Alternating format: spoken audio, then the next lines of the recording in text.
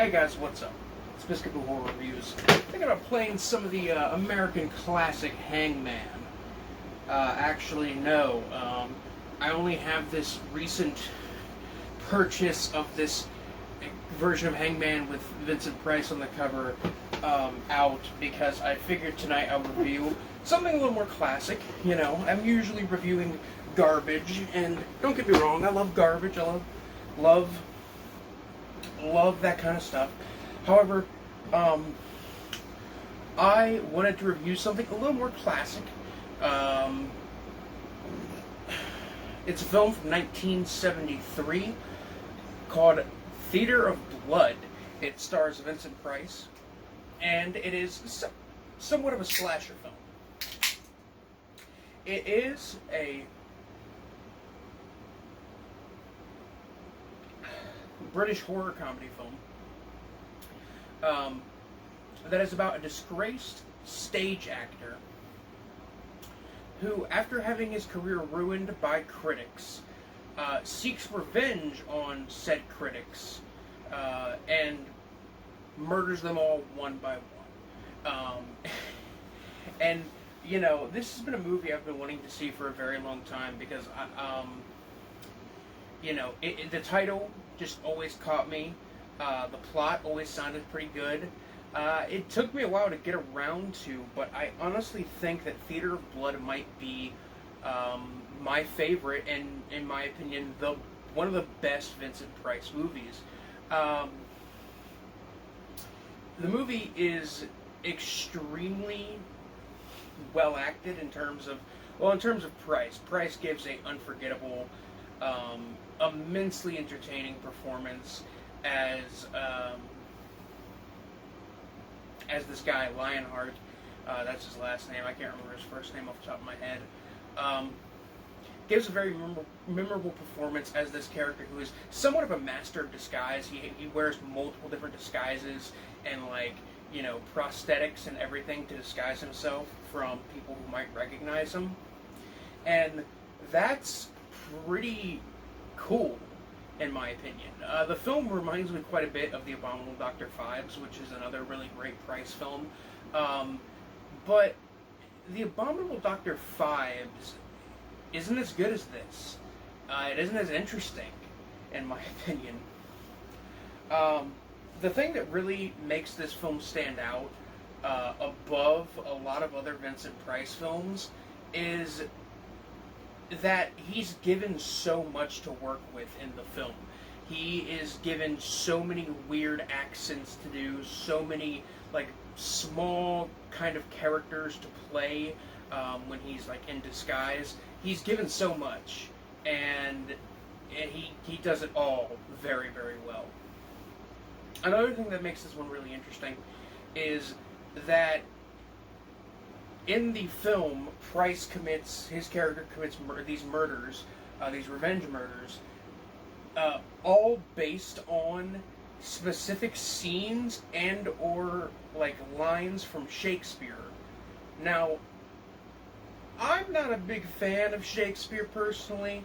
I was forced to read it in high school. I didn't really like it. The only thing by Shakespeare that I read that I actually liked was Othello. I thought Othello was pretty interesting.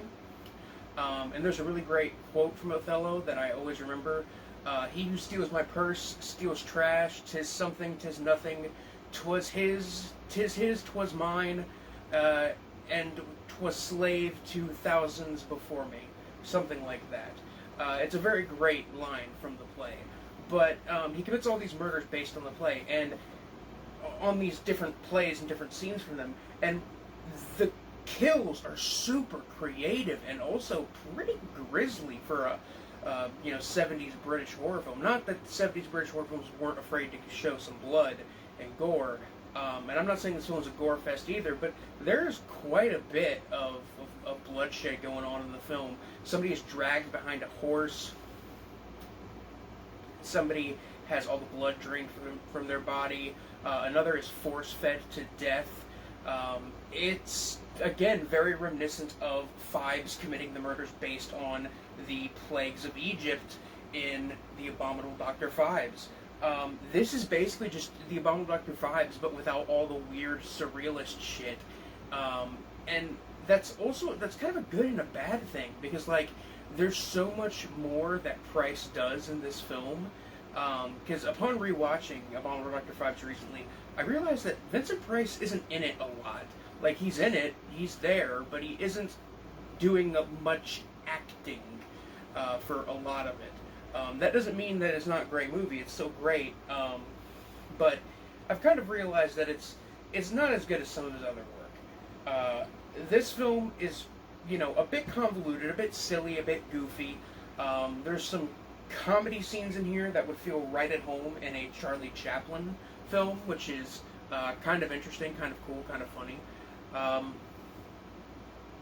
Honestly, this is just an extremely enjoyable little Vincent Price film, and this one seems to be pretty well received by people who like Price, and I would definitely have to agree that this film is pretty damn good, and I would definitely give it a solid recommendation. It's on Shudder currently. You can stream it on Shudder, and I would definitely recommend you check it out.